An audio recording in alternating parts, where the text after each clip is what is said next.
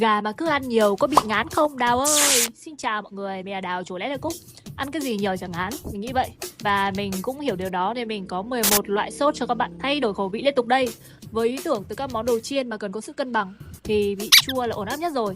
Vậy sốt chanh đã ra đời từ đó. Màu xanh này từ lá chanh tươi. Và vì nhiều bạn bè của mình không biết cũng thắc mắc với mình, lại tưởng mình dùng màu thực phẩm.